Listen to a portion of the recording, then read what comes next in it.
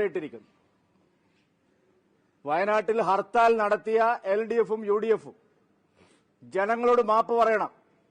പ്രിയങ്ക ഗാന്ധിയുടെ പാർട്ടി, രാഹുൽ ഗാന്ധിയുടെ പാർട്ടി വസ്തുതകളെല്ലാം അറിഞ്ഞിട്ടും രാഷ്ട്രീയ ദുരുദ്ദേശത്തോടുകൂടി വയനാട്ടിൽ ഹർത്താൽ നടത്തി ജനങ്ങളെ ബുദ്ധിമുട്ടിച്ചു. ഈ പ്രശ്നത്തിൽ വസ്തുത മനസ്സിലാക്കാതെയോ മനസ്സിലാക്കിയിട്ടും മോദി സർക്കാരിനെ കുറ്റം പറയാൻ ഉദ്ദേശിച്ചോ ആണ് സംസ്ഥാന ഗവൺമെന്റിനോടൊപ്പം CPM-നോടൊപ്പം കോൺഗ്രസ് ചേർന്ന് നിന്നത്. കോൺഗ്രസിന് ശരിയായ നിലപാട് ഇക്കാര്യത്തിലില്ല. വയനാട് ദുരന്തത്തെക്കാൾ വലിയ ദുരന്തമായി കോൺഗ്രസ് പാർട്ടി മാറിക്കഴിഞ്ഞതാണ് സത്യം. എന്താണ് വയനാട്ടിൽ സംഭവിച്ചത്? ദുരന്ത നിവാരണത്തിന് അതുപോലെ പുനരധിവാസത്തിന് സംസ്ഥാന ഗവൺമെന്റ് എന്താണ് ചെയ്തത്? കേന്ദ്രം നൽകിയ തുക എന്ത് ചെയ്തു? സംസ്ഥാനത്തിന് ദുരിതാശ്വാസ നിധിയിൽ വന്ന പണം എന്തുകൊണ്ട് ചെലവഴിക്കുന്നില്ല? എന്തുകൊണ്ട് PD post disaster need survey വൈകി? എന്തുകൊണ്ട് അന്തിമമായ മെമ്മോറാണ്ടം നൽകാൻ കാലതാമസം ഉണ്ടായി? എന്തായിരുന്നു മന്ത്രിസഭാ ഉപസമിതി ഇത്രയും കാലം ചെയ്തത്? എന്തിന്റെ മുകളിലായിരുന്നു മന്ത്രിസഭാ ഉപസമിതി അടയിരുന്നത്? ഈ ചോദ്യത്തിന് വയനാട്ടിലെ ജനങ്ങളോട് മാത്രമല്ല കേരളത്തിലെ ജനങ്ങളോട് സർക്കാർ ഉത്തരം പറയണം. പിണറായി വിജയന്റെ അജണ്ടയ്ക്ക് വഴങ്ങി നിലപാട് സ്വീകരിച്ച കോൺഗ്രസ് ജനങ്ങളോട് ഈ കാര്യത്തിൽ മാപ്പ് പറയണം. കേന്ദ്രത്തിന് കേരളത്തെ സഹായിക്കാനുള്ള മനസ്ഥിതിയാണ് എല്ലാ കാലത്തും ഉണ്ടായിട്ടുള്ളത്. കേരള സർക്കാർ വേണ്ട ഗൃഹപാഠം ചെയ്യാതെ, ആവശ്യമായ തയ്യാറെടുപ്പ് നടത്താതെ വെറും രാഷ്ട്രീയം മാത്രം ഉദ്ദേശിച്ച് നടത്തിയ പ്രചാരവേലയുടെ ദുരിതം അനുഭവിക്കേണ്ടി വന്നത് വയനാട്ടിലെ ജനങ്ങളാണ്. അതിന് തന്നെ ഹൈക്കോടതി കൃത്യമായിട്ടുള്ള, നിങ്ങൾ ഹൈക്കോടതിയുടെ പരാമർശങ്ങൾ കേട്ടോ? നിങ്ങളെ ചാനലിൽ ഞാൻ കണ്ടു. ഹൈക്കോടതി, ബഹുമാനപ്പെട്ട കേരള ഹൈക്കോടതി കൃത്യമായ ഉത്തരമായി നൽകിയിട്ടുണ്ട്. കേന്ദ്രത്തിൽ നിന്ന് പുനരധിവാസത്തിനുള്ള ധനസഹായം ലഭിക്കണമെങ്കിൽ കൃത്യമായ ഗൃഹപാഠം നടത്തി കണക്കുകൾ ഹാജരാക്കണം. അതിനാണ് പോസ്റ്റ് ഡിസാസ്റ്റർ നീഡ് സർവേ. ദുരിതാശ്വാസ നിയമത്തിൽ നിങ്ങൾക്ക് എവിടെ നോക്കിയാലും മനസ്സിലാവും. Post disaster need survey Kerala government ആ സർവേ റിപ്പോർട്ട് നവംബർ 13 കൊടുത്തത്. സർ, ദുരിതം ഉണ്ടായിട്ട് എത്ര മാസമായി? എന്തായിരുന്നു സംസ്ഥാന ഗവൺമെന്റിന്റെ ജോലി? 4 മന്ത്രിമാരെ അവിടെ കൊണ്ട് ഇരുത്തിയല്ലോ. മരുമകൻ മന്ത്രിയും മറ്റേ റവന്യൂ മന്ത്രി. ഇവർക്ക് എന്തായിരുന്നു ജോലി? ഇവര് പത്രക്കാരെ വിളിച്ച് നേരെ ചൂരൽമലയിൽ മുണ്ടക്കലയിലും പോവാ, എന്നിട്ട് സെൽഫി എടുക്കുക. ഇവരൊക്കെ എന്തിന് കൊള്ളാം?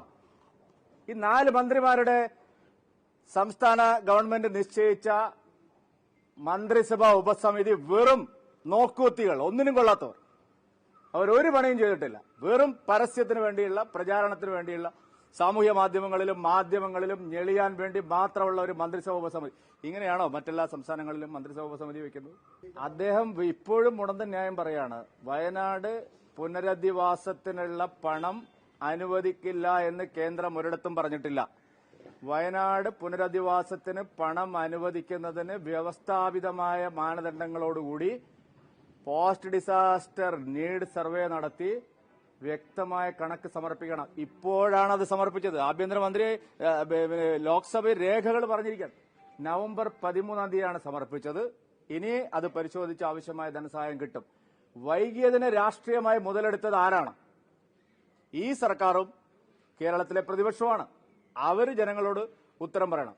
തമിഴ്നാട്ടില് സംസ്ഥാന വ്യാപകമായി ഉണ്ടായ ചുഴലിക്കാറ്റാണ്. ചുഴലിക്കാറ്റ്, വെള്ളപ്പൊക്കം, ഇങ്ങനെയൊക്കെയുള്ള സന്ദർഭങ്ങളിൽ എല്ലാ സംസ്ഥാനങ്ങളിലും വലിയ ആൾനാശം, ഒരുപാട് കെട്ടിടങ്ങൾ തകർന്നത്, അങ്ങനെയുള്ള സ്ഥലങ്ങളിലെല്ലാം. എന്തായാലും സ്റ്റാലിൻ BJP സർക്കാരിന്റെ സഖ്യകക്ഷിയൊന്നും അല്ലല്ലോ. പിണറായി വിജയന്റെ വളരെ അടുത്ത ആളല്ലേ. അപ്പൊ അത്തരം സംസ്ഥാനങ്ങളിൽ ആകെയുള്ളായി കൊടുക്കേണ്ട പണത്തിന്റെ 1% മുൻകൂറായിട്ട് കൊടുക്കും. കേരളത്തെ സംബന്ധിച്ചിടത്തോളം കേരളത്തിന്റെ ദുരന്ത പ്രതിരോധത്തിനും ദുരിതാശ്വാസ നടപടികൾക്കും ചെലവഴിക്കാൻ ഇപ്പോൾ ആവശ്യമായ തുക സംസ്ഥാന ഗവൺമെന്റ് കയ്യിലുണ്ട്. എന്റെ ചോദ്യം, സംസ്ഥാന ഗവൺമെന്റ് എന്തുകൊണ്ട് ഇതുവരെ ഒരു ചെറുവിരലും അനക്കിയില്ല? ഇന്നിപ്പോ ഗോവിന്ദൻ പറഞ്ഞിരിക്കുന്നു, ഞങ്ങൾ സ്വയം നടത്തിക്കൊള്ളാം. 1200 വീടുകൾ സ്പോൺസർ ചെയ്തല്ലോ. എവിടെ? അവരെ വിളിച്ചോ? 24 കോടി രൂപ ഡിവൈഎഫ്ഐ പിരിച്ചു എന്നാണ് പറഞ്ഞത്. മീൻ വിറ്റിട്ടും 20 കോടി. പിന്നെ എന്താ ബിരിയാണി ചാലഞ്ച് നടത്തി. എവിടെ ആകാശ്? എന്റെ ചോദ്യം, ഇത്തരം സഹായങ്ങൾ, പറഞ്ഞ സഹായങ്ങൾ അവരായിട്ട് ചർച്ച നടത്തിയിട്ടുണ്ടോ? 1200 വീടുകൾ നൽകാമെന്ന് പറഞ്ഞ ഏതെങ്കിലും വ്യക്തിയെ സർക്കാർ വിളിച്ചു വരുത്തിയിട്ടുണ്ടോ? ഇതിനാവശ്യമായ ഒരു സർവകക്ഷി യോഗം വിളിച്ചിട്ടുണ്ടോ? ഒരു ദിവസം ഒരു ഓൺലൈൻ യോഗം വിളിച്ചിട്ട് വെറുതെ പോയി എന്നല്ലാതെ. ദുരന്ത നിവാരണത്തിന് എല്ലാ സഹായവും ഇമ്മീഡിയറ്റ് ആയിട്ട് കേന്ദ്ര ഗവൺമെന്റ് നൽകിയിട്ടുണ്ട്. ദുരിതാശ്വാസത്തിന്, അതിനുശേഷം പുനരധിവാസത്തിന് ഒരുപാട് ആളുകൾ സഹായങ്ങൾ നൽകിയിട്ടുണ്ട്. സർക്കാർ ജീവനക്കാർ ശമ്പളം കൊടുത്തിട്ടുണ്ട്. നാട്ടുകാർ മുഖ്യമന്ത്രിയുടെ ദുരിതാശ്വാസ നിധി നൽകിയിട്ടുണ്ട്. ഈ കണക്കൊക്കെ ആരാണ് ഓഡിറ്റ് ചെയ്യുന്നത്? ഇതിനൊക്കെ ആരാണ് കണക്ക് അക്കൗണ്ടബിൾ ആയിട്ടുള്ളത്? ഹൈക്കോടതി ചോദിച്ചാണ്, ഞാൻ ചോദിച്ചതല്ല. നിങ്ങൾ അതും കൂടെ മനസ്സിലാക്കണം. അങ്ങനെയല്ല സാർ, അതിനുള്ള പണം ഇവിടെ ഉണ്ട്. നിങ്ങൾ ഞാൻ പറഞ്ഞല്ലോ, നിങ്ങളുടെ ഉദ്ദേശം എന്താണെന്ന് എല്ലാവർക്കും അറിയാം. ഇതൊന്നും സർക്കാരിന്റെ വാദങ്ങൾ കോടതി അംഗീകരിച്ചില്ല. പിന്നെ അത് തന്നെ നിങ്ങൾ വീണ്ടും പറയുന്നത് എന്തിനാണ്? സർക്കാർ ഈ കാര്യങ്ങളെല്ലാം കേരള ഹൈക്കോടതി പറഞ്ഞു. സർക്കാരിന്റെ അഭിഭാഷകന്മാർ വെറുതെ ഇരിക്കുന്നതല്ലല്ലോ. അവർ ഈ കാര്യങ്ങളെല്ലാം പറഞ്ഞിട്ടാണ് ഹൈക്കോടതി ഇതെല്ലാം പറഞ്ഞിരിക്കുന്നത്.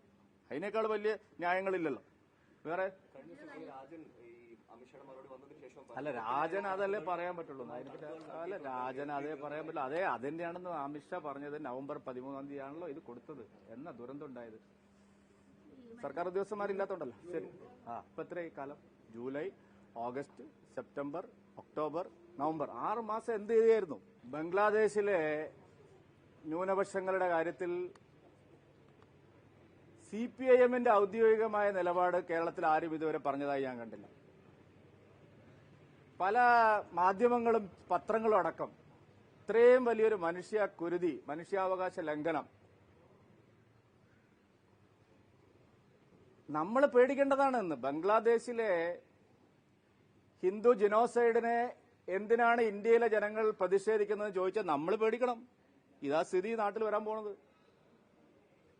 ബംഗ്ലാദേശ് പോലെ ഏതെങ്കിലും സ്ഥലത്ത് ഇപ്പോഴുള്ള ഭൂരിപക്ഷ സമുദായം ന്യൂനപക്ഷ സമുദായം ആയി മാറുമ്പോൾ എന്ത് സംഭവിക്കും എന്നുള്ളതിന്റെ ഒന്നാം തരം ഉദാഹരണമാണ് ബംഗ്ലാദേശിൽ കാണുന്നത്.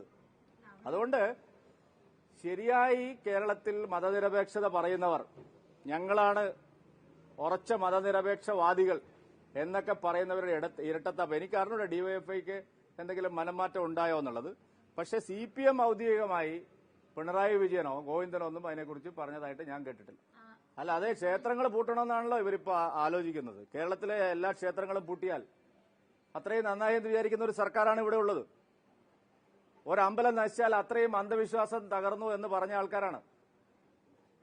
അപ്പൊ അതുകൊണ്ട് മറ്റുള്ളവരുടെ ആരാധനാലയങ്ങൾ, മറ്റ് സഹോദര മതങ്ങളുടെ ആരാധനാലയങ്ങളിലൊന്നും സർക്കാരിന് ഇടപെടാൻ ഒരു താല്പര്യവുമില്ല.